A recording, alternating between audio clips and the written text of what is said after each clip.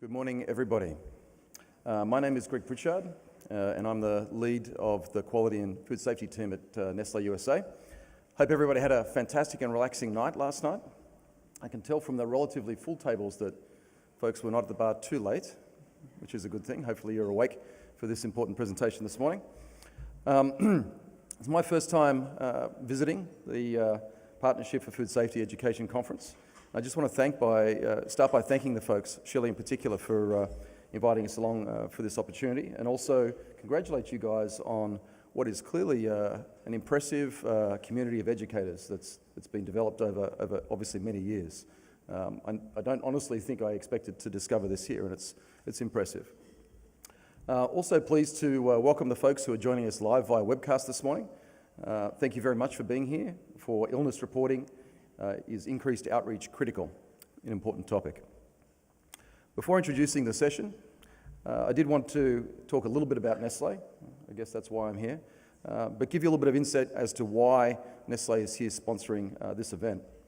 Nestle as a company and as a global community works every day to enhance the quality of life and contribute to the healthy future of our consumers. And core to that purpose is our quality and food safety programs. Up on the screen, you can see a little bit, a flavour, I guess, of our consumer group. It's broad, everything from your pets through to your grandparents and your kids and everything else, and our brand portfolio. And it's our quality and food safety systems that really keep these things safe, Over my last 20 years in the global food industry, I've learned, and sometimes unfortunately the hard way, that no matter how strong your company's processes and systems are, ensuring consumers to continue to trust your brands is really a collaboration with all the folks in your value stream, the regulators, and of course, educators and academics. In an ever-changing world where technologies like whole genome sequencing that we heard about yesterday are advancing at a pace that we've never seen before, it's increasingly critical that our consumers are given a chance to understand and interpret accurately the information they are bombarded with by TV, social media, the news, etc., on a daily basis. Education is key to our consumers keeping pace with this rapidly changing world. That said, let's dive into an important topic, foodborne illness. Most foodborne illness cases, unfortunately, are not really those that we see or hear about as a part of large-scale foodborne outbreaks. You know, the ones we hear a lot about in the news. Most of them are sporadic cases. So with sporadic cases, we usually don't get an opportunity to understand the root cause. This morning's panel is about what we could learn if there was a more robust reporting of foodborne illness and what we might be able to do to encourage people to put in those all-important foodborne illness reports. From the individuals here this morning, you'll hear who work at both state and local level, an interest in enhancing capacity so that we can learn more about foodborne illness. A variety of methods are used to detect potential foodborne illnesses, including pathogen reporting through medical providers, consumer complaints, and of course, social media. Not always the most accurate, of course, the social media. In recent years, states and local governments have made significant improvements to promote and simplify consumer reporting. Today, this group of experts will share best practices in a variety of areas of consumer reporting, including social media, online reporting, and promotion of illness hotlines. Probably the most important of the three, if I understand correctly. I hope you consider some questions for the group or some ideas that you might have on the subject. So at the back end of the panel, we can engage a little bit with the folks on this important topic. I'm pleased to welcome to the stage, obviously, the panelists, and you'll hear more about them in a moment. And of course, today's moderator, Joe Corby. Joe very recently served on the board of directors of the Partnership for Food Safety Education. Joe led the Association of Food and Drug Officials as Executive Director for more than 10 years until retiring just recently, although it doesn't seem he's retired from what I can tell. He has a deep history in state government, having served 37 years as the Director of Division of Food Safety and Inspection for the New York Department of Ag. Joe has long been a leader and outspoken advocate for the advancement of nationally integrated food safety systems and continues to work with numerous groups and associations in support of this particular cause. So Joe, thanks so much for your leadership and for being here to moderate the discussion today. Ladies and gentlemen, Mr. Joe Corby. Good morning, everyone. One of the things when I was on the board here with the partnership that I wanted to do is to get more involvement with with the state and local authorities who really have a very keen interest in consumer education and really recognizes the extreme value of educating consumers. I'm very pleased to moderate this session this morning and get to introduce some of these dynamic people to my left here. I did want, and it's hard for me to see, but I would like to find out how many state and local health officials are here today. Could you just raise your hand? Pretty good.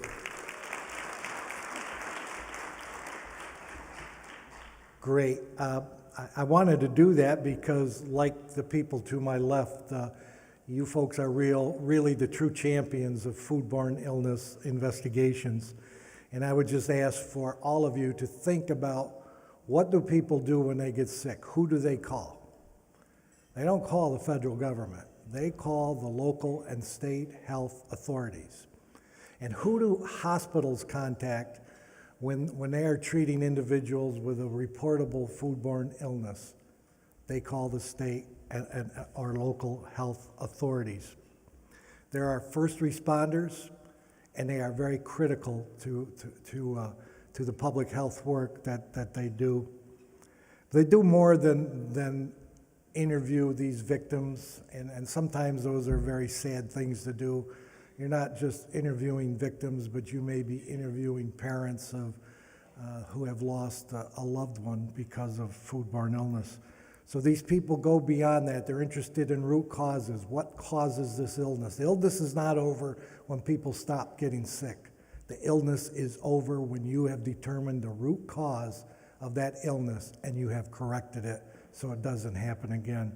These individuals are interested in surveillance, and they come up with all these innovative ideas on how they can improve on surveillance for the citizens that they represent. So again, these people are true champions when it comes to foodborne illness. I don't want to take a lot of time going through the complete bios of these individuals that they are provided for you. I do want to mention the order that they will come up and speak. The first individual is Marijke Decuir. Marijke is an epidemiologist with the Minnesota Department of Health. Now, when you hear the Minnesota Department of Health, what two words come to mind? Team diarrhea. They're well recognized in this country, and they work as a very strong team. And Marijke actually began her career as a student worker for Team Diarrhea with the Minnesota Department of Health. She is an epidemiologist, and she's very much involved in developing and improving consumer complaint systems in Minnesota. Our second speaker will be Jamie DeMent. Jamie is well known in this country. She serves as the primary epidemiologist for the Florida Department of Health. And she's been involved in a number of complex epidemiologic and surveillance activities for Florida Health in both foodborne and waterborne diseases. Third speaker is Steve Mandernach, who is the Executive Director of the Association of Food and Drug Officials. That sounds like a good job. Prior to that, Steve was the Chief for Food and Consumer Safety with the Iowa Department of Inspection and Appeals, and Steve is well known nationally as well.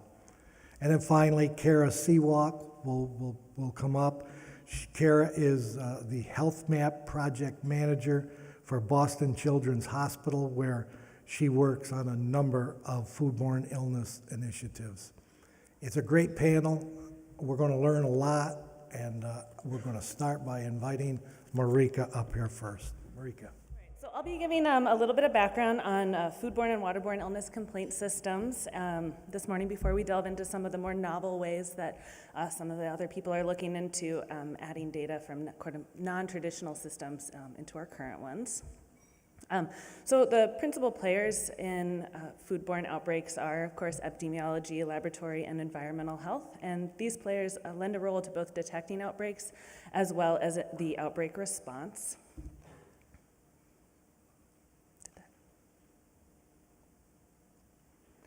don't actually know how to advance the slides.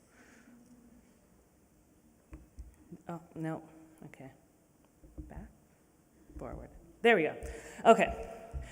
So one method of identifying outbreaks that we kind of briefly touched on there was laboratory surveillance. However, this relies on ill persons seeking care and healthcare providers requesting testing on specimens, specimens being submitted for testing, and then testing positive for an illness that's reportable to state or local health departments. So this limits outbreak detection to outbreaks that are due to reportable diseases and only outbreaks where people are seeking medical care.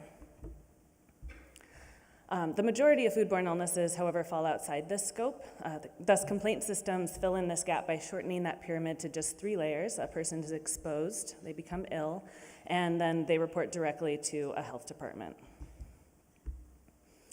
So the goal is to have these 2 systems that are collecting information working together to identify outbreaks. So we have exposure illness from both systems being entered into one central database that can then be queried to identify possible outbreaks that warrant further investigation.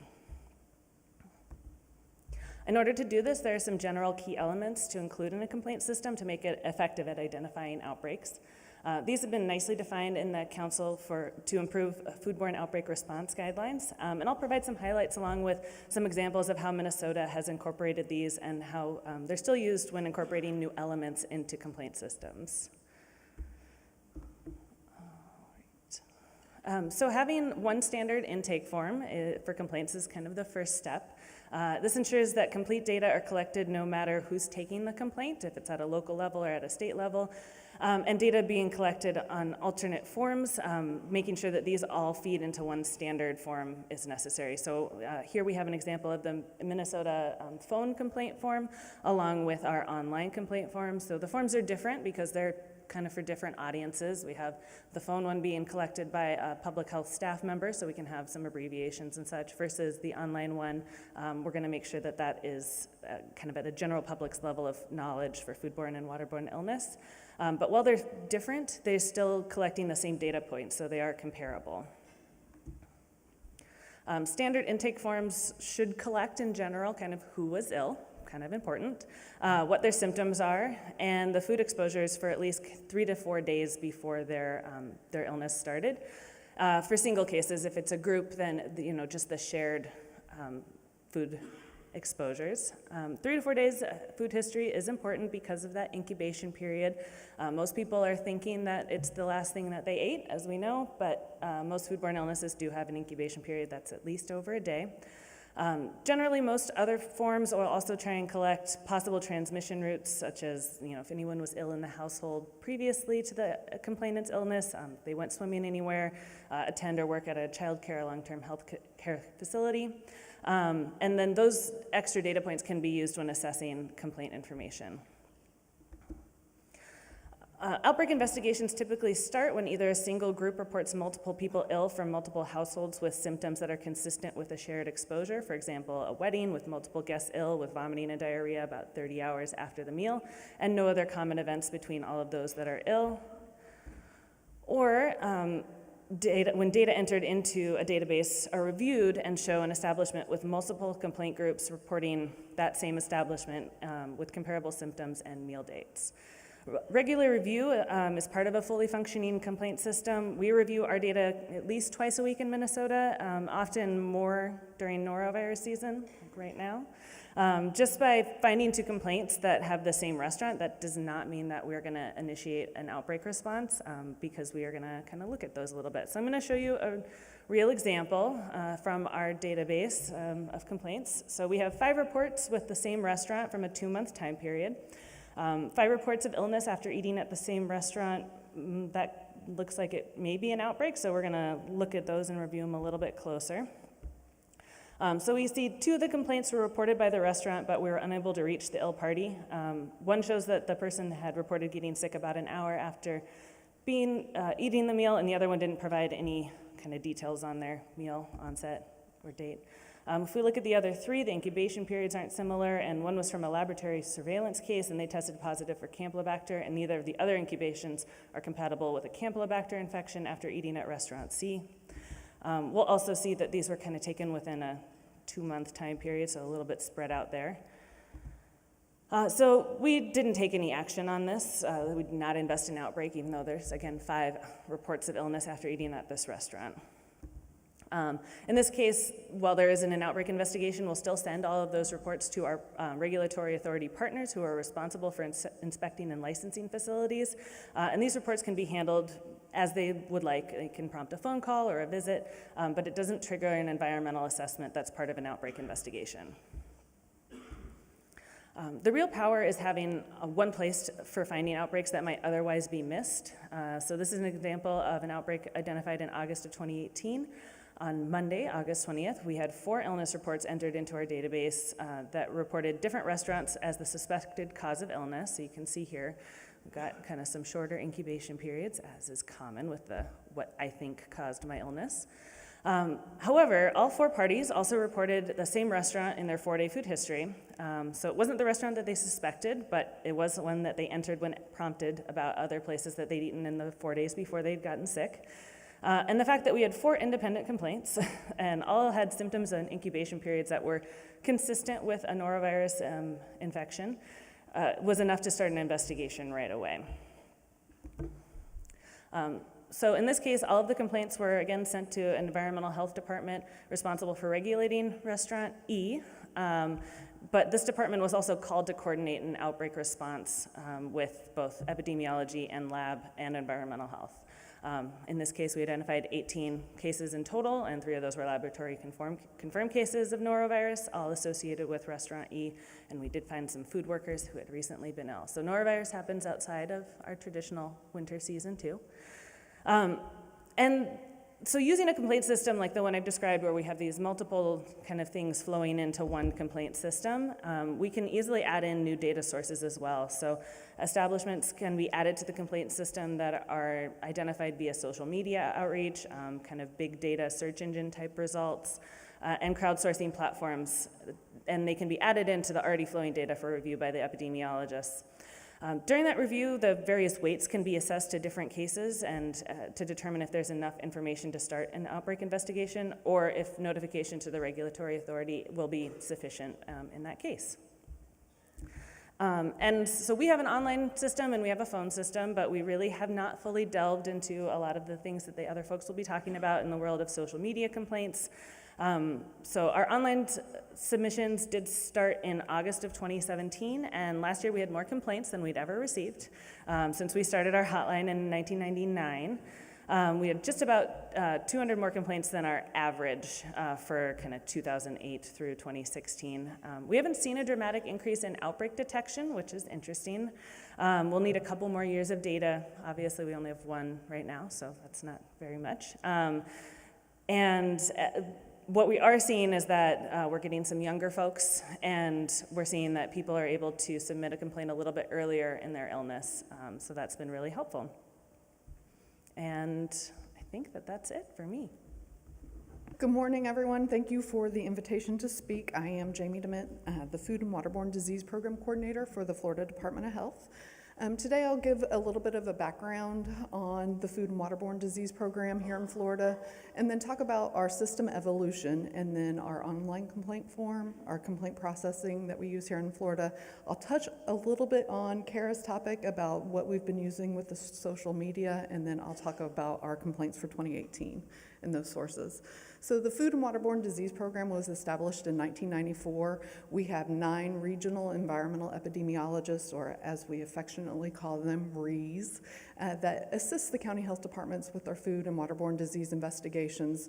These REs can either investigate the entire outbreak on behalf of a county health department, or they can act as consultative services for those county health departments.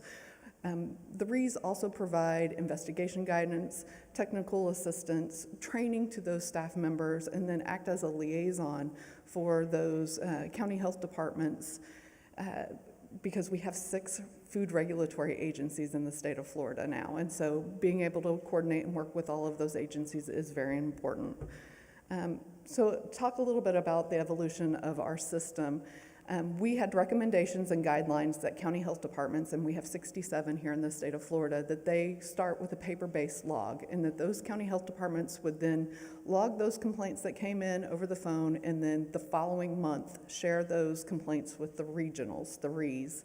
And so you can see there was like a time delay as to when that information got to the regionals to be looking on a region basis or even a statewide look at what the complaints were that were coming in. We followed C4 recommendations, and at the time we established a collection form, a complaint form. We called it the tri-agency form because we had 3 main food regulatory agencies in the state at that particular time. As I stated, we've changed now and we have 6. We then moved into, and we had an access database so that those regional environmental epidemiologists, when they received those logs from the county health departments, they would enter that information in, and so that they could see based off of their region, and then they could also share the information with the other regionals so that we could be looking for potential products that had come into a facility that may be getting sporadic reports, and so that they could look at that information. We then moved to a web-based system where the REs only had access, so that they were entering in all of the complaints, again, a month after the fact from the county health departments, but we were able to track and everyone had access. We developed an online complaint form in 2011, and we pushed it out, and we didn't really advertise the form, but we had it available for the general public to be able to utilize. And now we've moved into an area where we've developed our web-based system for our complaints. We also track our outbreaks in the system, and we call it Florida CORS. It's the Complaint and Outbreak Reporting System. It's web-based. Our regulatory agencies can have access to the system. If they receive a complaint, they can go in and type in the complaint information, and then it will automatically forward an email to the county health department where the individual is a resident of, or the county where the facility that someone is complaining about. Vice versa, the county health departments also have access to this system, and then it will notify the regulatory agencies. So we've moved into a more real-time system. Our online complaint form also, when someone from the general public goes in and submits that complaint, it's automatically put into Florida CORS. So we used to have to do double data entry, essentially. The person who was complaining entered it. We'd receive an email with the complaint. Then the RE would have to go in and enter. So we've taken away that data duplication or data double entry, and now it's all real time. And then those complaints will also fire off notifications to the appropriate county health departments and regulatory agencies. So here in the state of Florida, this is what our form looked like in 2011. It was a pretty basic form. You had a place for the individual to put their name, their contact information, the facility or the food item that they thought made them sick, because it's not always restaurants that people like to complain about. And so we had that there. We collected information regarding their illness, as well as we asked if anyone else in their party was also ill and asked them to provide their contact information. So taking a step back, thinking about how we process complaints here in the state of Florida. So we receive complaints via a number of mechanisms, but we get faxes. We have people who will actually snail mail a notice to us. We get phone calls. The information is then shared with the county health departments. The county health departments, all investigations here in the state of Florida start local. And so depending on how the county is set up, either environmental health or epidemiology will then be reviewing those or interviewing those individuals, and then they will share the information with the appropriate regulatory agency. If they just think it's a one-off complaint, they notify the regulatory agency, and the regulatory agency has the option to act then or act later based off of that complaint.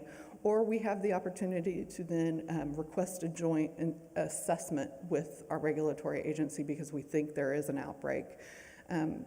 So when complaints come in, then they're shared, they are entered into Florida CORS, and like I said, it's another mechanism of instant communication across the state. In 2013, we actually went through a rebranding of our website at the Florida Department of Health, and we found that when we changed our website, we changed the ability for the general public to find our online complaint form. And so we started to receive these complaints through an email mechanism that we weren't accustomed to. And actually, the Department of Health set up a new email system. And so it was a new way for us to receive information, but we didn't want people to have to email because there was a delay in using the email. So we worked with our web managers to promote where the online complaint form could be found. It can now be found on the main website of the Florida Department of Health. And then we worked with each of the 67 county health departments and their web managers to also add a link to our online complaint form. We had also heard from our county health departments that with that online complaint form, they really liked or wanted the general public to have that opportunity so that they could enter in that 3-day food history. So we added that as well whenever we revamped our online complaint form. So here's just a screenshot of that new online complaint form. I didn't print it all out, but it does still collect that same information about who you are, how to contact you, how to follow up, and then where you think you became ill. Here in Florida, you can see that in 2011, like I said, when we implemented the online complaint form, we received 91 online complaints of roughly over the 1,500 complaints that came in. So it was a slow progression, but you can see in 2018, we had over almost 1,000 online complaints, and we haven't done any advertising of the complaint form. You can also see, though, that we've received in another record number year of complaints that have been reported via menagerie of different mechanisms. Just to touch a little bit on incorporating social media in the state of Florida, we are working with iwaspoisoned.com to receive complaints. What we do with these complaints, we get a daily email for the entire state, and then the regional environmental epidemiologist will look at those complaints and those individuals that provide a contact information, whether it's a phone number, an email. They are reaching out to those individuals. If it's email form, they're then asking them to go on and complete our online complaint form. If they've left a phone number, they're calling them, and we're trying to track those types of complaints as well in our system. Not to steal Kara's thunder, but we have been working with HealthMap, and we've incorporated and we've been able to track the number of complaints that we've received through this mechanism since 2017. We've been working with them a little bit longer than that, but we were just able to incorporate and have a mechanism to track. And then one of my other hats that I wear at the Florida Department of Health, we also work with the Florida Integrated Food Safety Centers of Excellence, and we assist our region, which in the map you can see that we go all the way over to Louisiana, and we include Puerto Rico and U.S. Virgin Islands. We are using the information from Kara and HealthMap to look at tweets that come in, and then we're tweeting back on behalf of everyone except for U.S. Virgin Islands. We just got Louisiana on, and so we're very excited about that. And now we have a mechanism to track and then follow up on those. So here is just a screenshot of our 2018 complaints that have come in. You can see that a number of complaints are still coming from our agency of jurisdiction. So people are calling either the Department of Business and Professional Regulations, which regulates restaurants, or they're calling our Department of Ag and making those complaints. But then we still have a large number of individuals that are reporting complaints via phone, whether they're calling us at the state level or at the county. And then we have our online complaint form, but then we have other groups of complaints. And we're very interested in learning more about this, and we're analyzing the information. We're taking a look at where those complaints are coming from, which counties that are filing those complaints, and then we're also looking at the complaint rate by 100,000 for the populations and looking to see what else we can do with the information. And then we're taking a deeper dive also into our complaint system, and we're looking at the age of the complainant.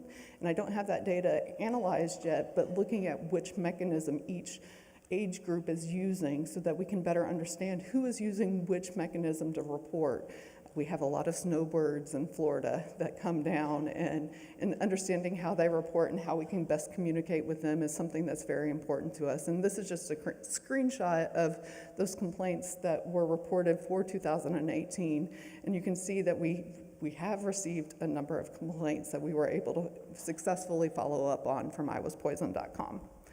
And so I will turn it over to Steve.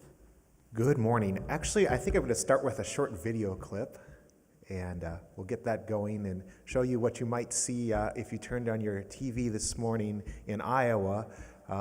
This little PSA that's been, I think we're at about $5.5 million worth of PSAs aired now in the state for this.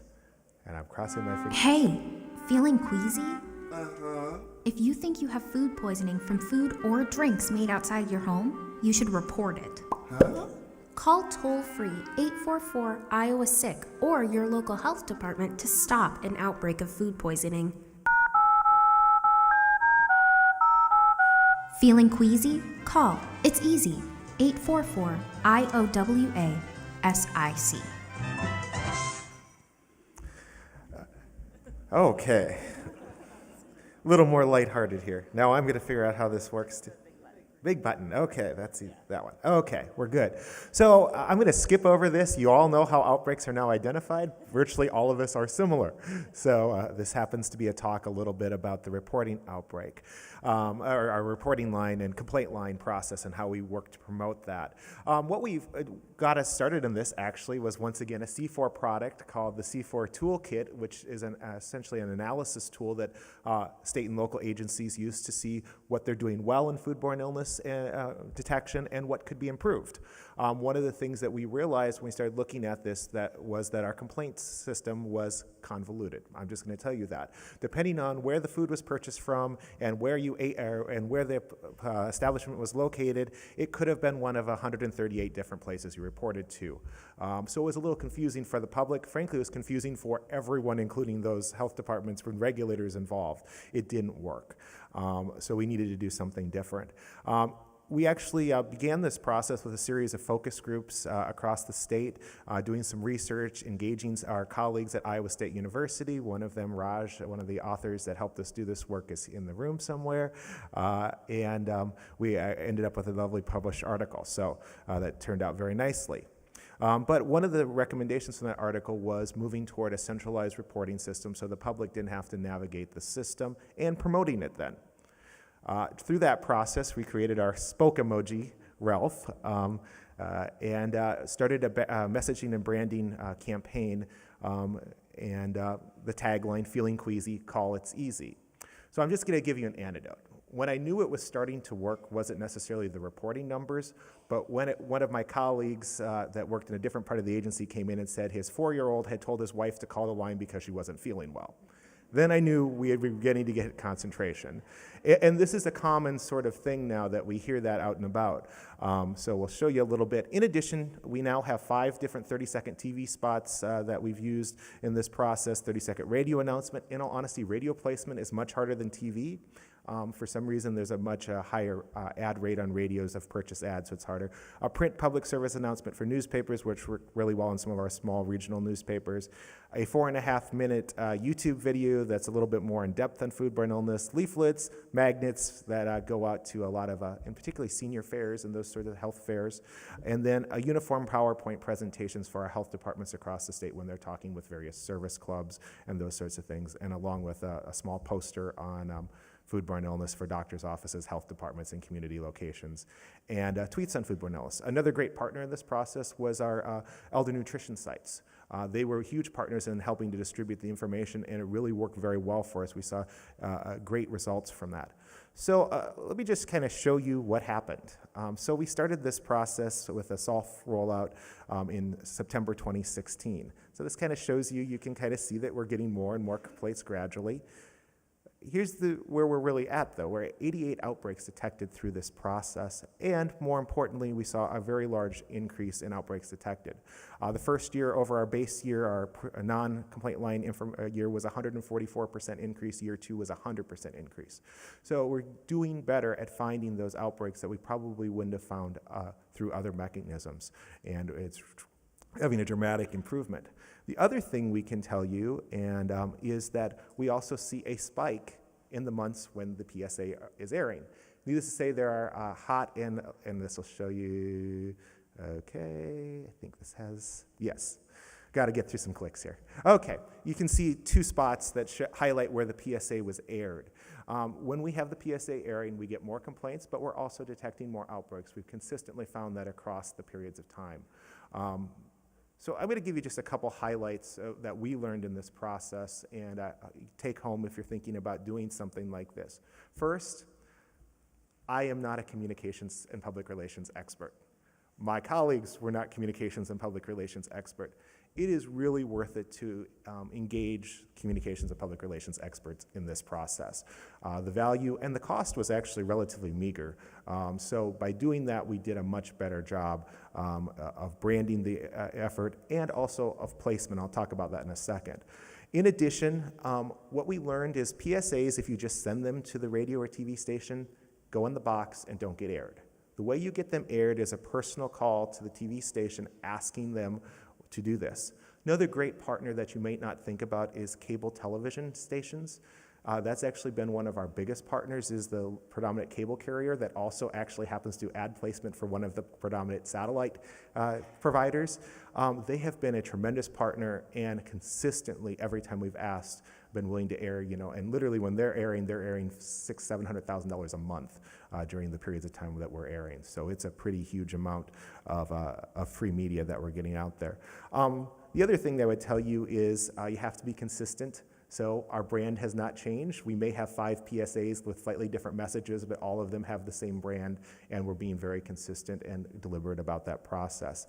The thing that we failed at, and we'll tell you this, is we didn't think about the metrics when we started the process. So we probably would have structured things a little bit differently. Like, we didn't add to our complaint form immediately. Where did you hear about the complaint line? Simple question, we should have done that. There's some other things that we learned that we probably would have done a little differently if we were to start again. We've added them over time, but it gives us a little less information than what we'd like. So those are just a few items that we learned for this process. So I'll just throw that out there. The other wonderful thing about this is, since we did this, 2 other states have borrowed heavily from what we did, and it's a pretty exciting, and we encourage others to do the same thing, and we'll make anything available if you're interested. Hi everyone, I'm Sewalk from Boston Children's Hospital. As they said, I work for HealthMap, which is the computational epidemiology lab. And so we don't focus primarily on foodborne illness, but it is one of the projects that I work on. We work on a range of public health initiatives. So I encourage you to explore our website, actually. It's a really great resource for some cool, innovative projects that are going on. But I'm here to talk to you about the Foodborne Dashboard, which is our Foodborne Illness Complaint Center. So I'm sure I'm preaching to the choir here, and all of you know this already, but many people get sick and few people report it across the U.S. in every year. CDC reports that 1 in 6 Americans get sick, 128,000 are hospitalized, 3,000 die of foodborne illnesses, and the cost is exponential. While they may not be reporting it, we at HealthMap actually observe that people are tweeting about it. They're putting it out there on social media. And so here are some examples for you to read through of what people are actually posting online every day. And so you could see one example is, huge shout out to Wendy's for the food poisoning. And yes, social media, you can post whatever you want, I'm sure you all know. And so it can get pretty graphic when you're talking about foodborne illness.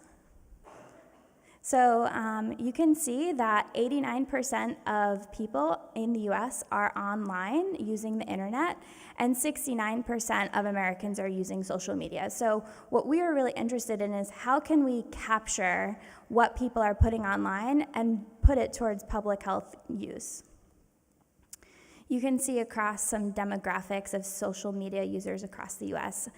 In pretty much every demographic, it's very high, above 50%. So we know people out there are using the social media platforms. How many people here use social media? Yeah, pretty much everyone. So, how can we use this information? We know this digital data is out there, so how can we use it to capture it and use it for foodborne illness? So I'm gonna walk through our platform. So this looks like a little PowerPoint issue. But so essentially what we wanna do is how can we capture tweets online, provide them to the health department, and how can the health department use that information? So in 2014, our lab was actually granted a grant from Twitter, which provided us with 800 million foodborne illness tweets over a 4-year period, which was a ton of data. And so we are given the opportunity to use this large cohort of information to really drill down and create the platform that I'm showing you. And of course, it's this concept of real-time detection. So how can we take the concept of someone gets sick, or someone eats and then someone gets sick. They may go to the doctor and then they may be tweeting about it or putting it on their social media platforms. And how can we take that information and put it to use? So the answer is using machine learning algorithms. We cannot do this manually. It is a very time-intensive process, and so you can actually use these machine learning platforms to actually take this data and condense it into a more digestible platform. I'm not sure if anyone here is a machine learning expert, but I do encourage you to reach out to me if you have any questions about this process. I'm not a data scientist, but I work with many of them who have really honed their skills in creating this platform. So this is what our health map dashboard looks like for our foodborne dashboard platform. And so it might be a little bit small for you guys in the back, but essentially this is a real-time dashboard. Tweets are coming in real time, the way we capture them. And we also provide a way for the health departments to see what we classify them as. So when they're coming into the dashboard, we're capturing tweets about foodborne illness, but they may not be representative of a true foodborne illness case. And so that's why we have this classification system. So essentially the 3 classifications that we have for tweets that come into our dashboard are relevant, which essentially is a tweet that we suspect is a true food poisoning case. And so that would be someone tweeting, you know, I feel really sick, I think I got food poisoning. We have unsure, so that could be a tweet that a health department employee is reading and they really can't tell if it is actually a true food poisoning case, but it might be worthwhile to investigate. And then the third one is junk, so essentially irrelevant. It's not a food poisoning case. We know it's not. It could be something like, oh, I don't want to get food poisoning. Not something we want to follow up on. So we actually use this concept of real-time detection, and to actually capture the tweets coming into our dashboard, we use geolocation. So the foodborne dashboard, we actually create per jurisdiction. So when we partner with the health department, as Jamie had mentioned, we work with her group in Florida, we're actually providing tweets to their dashboard specific to their state or to their area. So the partners that we work with, we capture for the jurisdiction that they're interested in looking at. And so to do so, we use this concept of geolocation. I'm not sure if anyone knows this, but Twitter actually has a setting on their profile for users where you can say, turn on my geolocation, which essentially means that the user allows Twitter to capture the longitude and latitude of where they're tweeting, which is awesome for us. But if you're a user, I don't know if you want Twitter to have that information. A lot of people actually don't, and so we actually find that 3 to 4% of users have this turned on. So it's pretty low. And so knowing this, we wanted to see how can we actually capture the other people? So how can we know where people are tweeting? So we actually created a geolocation engine which takes information from the user's profile, which is essentially their bio, which a lot of people have their location in there, you know, where they live, New York, New Jersey, Florida, Minnesota. And then they also have information in their timeline. So essentially, everything that they post, we take that information and kind of condense it to get an approximation of where they are. And so once we have that, we can provide the jurisdiction with tweets in their area. So here's an example of how a health department who has a foodborne dashboard account responds to tweets, and we call it citizen engagement. So once you're in the foodborne dashboard and you see a tweet that you're interested in replying to, you can actually respond to the tweet directly in our platform. We wanted to create this for health departments who we know have limited resources and especially limited time. And the complexity of using social media is when you respond to the users, it can be very time intensive to respond to every single one. So we wanted to create a platform that is centralized, it's easy, and it's quick. And so here we identified 3 toggles for users to choose from. So we have one is empathy, authority, and action. And that's essentially saying, sorry to hear you're sick. Your local public health department, insert whatever public health department you work for, and then report here. And then we have a form for them to click on and then respond to the health department's ask. So here's a couple of examples that you can see from our St. Louis County partners and how they are responding to users in their area. So you can see there's a woman who said, I really got food poisoning from In-N-Out. Catch me never eating there again. That sucks. So St. Louis actually replied to this tweet saying, sorry to hear you're ill. The city can help you report it. Click here. And then it's bringing this user to a form. Here's another example for a user who got food poisoning at White Castle. And here's a great example of that citizen engagement piece where the user actually replies to the city's tweet saying, thank you for all the work that you're doing. And so this was really encouraging for the city to see that engagement with their constituents. And so here's a look at our standard template form for the cities to put with their tweets. So this form is a little bit short, and we do recognize that. We have found that traditionally social media users are not willing to respond to very long forms. So we wanted to keep it short and sweet, just getting the information that we really need, which is essentially where did you get sick, how many people got sick, what day did you get sick, and any additional case information that they can share. Of course, if you work in foodborne illness surveillance, like my colleagues on the stage, you'll know that this is not completely comprehensive and probably isn't going to give you as much information as you need to do a complete case history. So what we actually have is an option for users to provide their contact information so that they can be followed up with by the health department to get that long list of information that they need. So I wanted to provide a case example of one of our partners, I previously mentioned St. Louis, and how they've used the Twitter dashboard since they've partnered with us since 2015. And so you can see over the 4-year period, almost 4-year period, they've had 896 Twitter responses. That means that they've sent the 896 Twitter responses. From those 896, they had 82 forms submitted.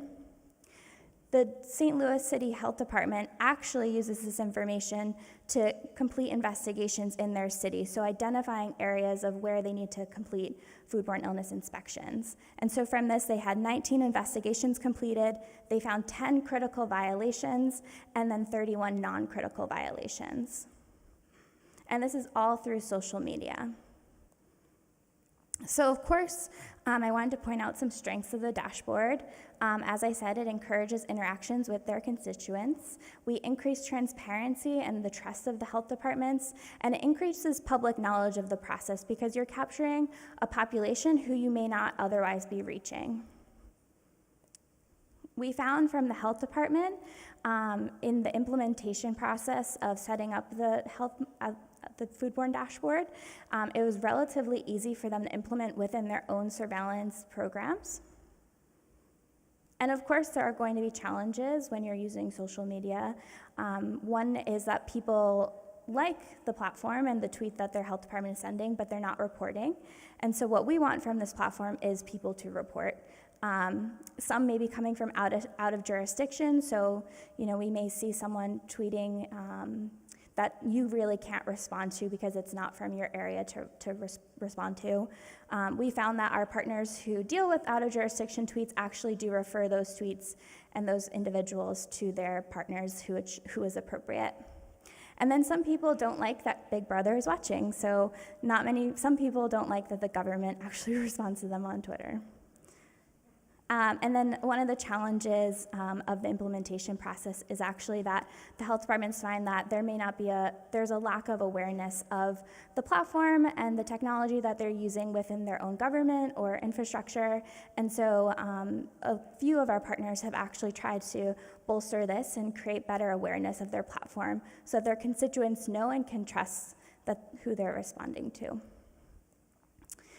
So next steps for us, this example of the foodborne dashboard is primarily with Twitter. And so our group, we do a lot of research beyond Twitter using Facebook and Instagram and Yelp, and so how to incorporate those platforms as well into this system. And these are our partners. I want to invite you folks to offer some questions to our panelists. We have mics. Maybe I'll come down and scoot around with the handheld. So if anybody has some questions. Hey, before we get to a question, Joe, I just want to point out one thing. The April partnership webinar is going to focus on promoting complaint systems. And so if you're interested in this topic, tune in April, and we're going to talk a little bit more about it. Questions?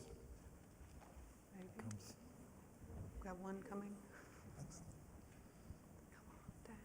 I think I'll go down and take the mic around. Thank you for coming up.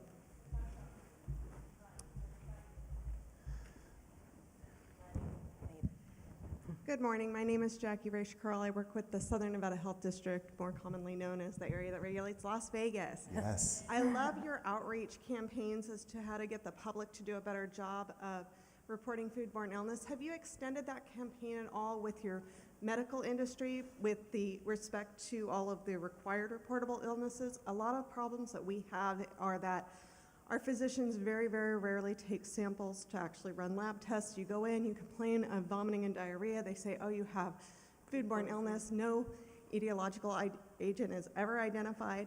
And quite honestly, just because you have those symptoms, you don't know if it came from a restaurant, you don't know if it came from a pool, you don't know if it came from another source. So that creates a huge challenge in our reporting system. So in Iowa, that's step 2. So is really medical professionals.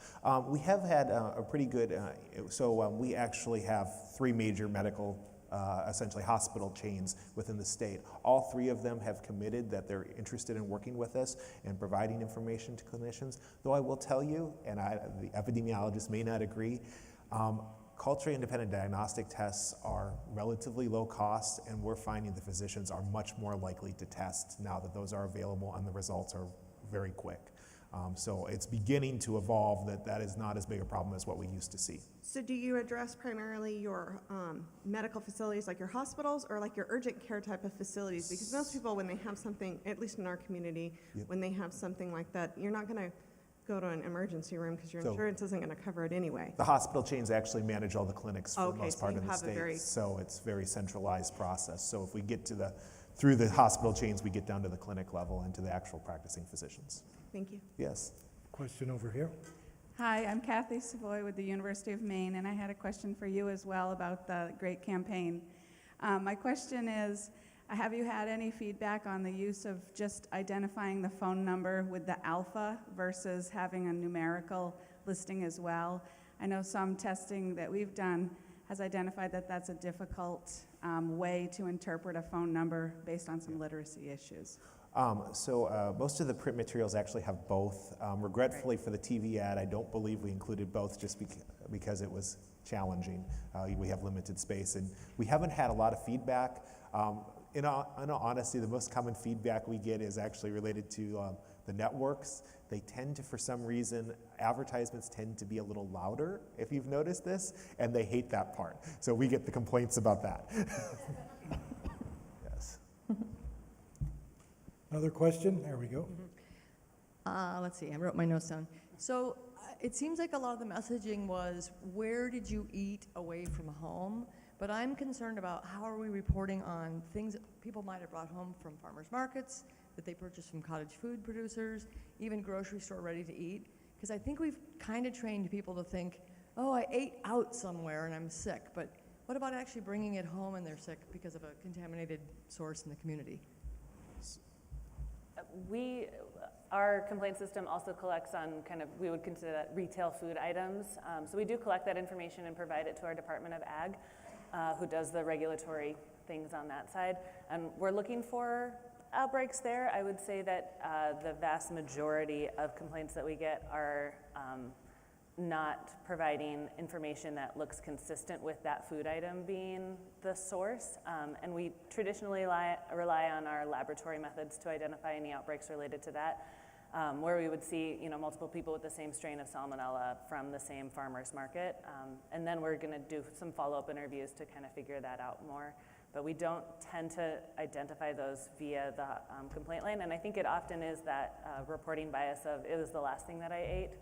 So they're not necessarily thinking about the thing that they ate a couple of days before.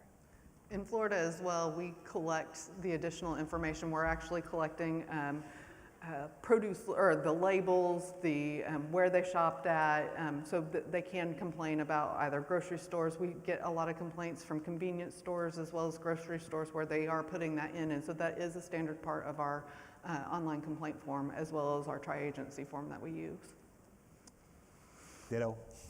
And within our health map reporting form, we have the option to choose, where did you get sick, either at home or at the restaurant, so they can respond there as well. One more question?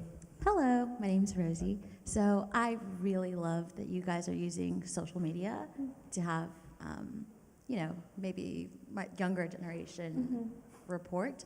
I was wondering if you thought about the impact getting verified on Twitter could have to your response rate, or people actually clicking through to go ahead and input the data that you guys would like to collect. That's a great suggestion, actually. So we have experience with the health departments that we partner with.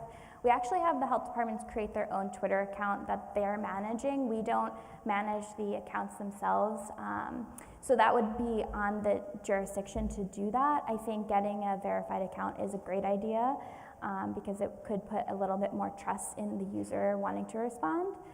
One example from St. Louis, who is our oldest partner to date, they've actually very recently begun incorporating images into their tweets because they've done some of their own research, and they found that putting an image within their tweets could perhaps give a user more interest in replying to them or capture their notion. So, yeah.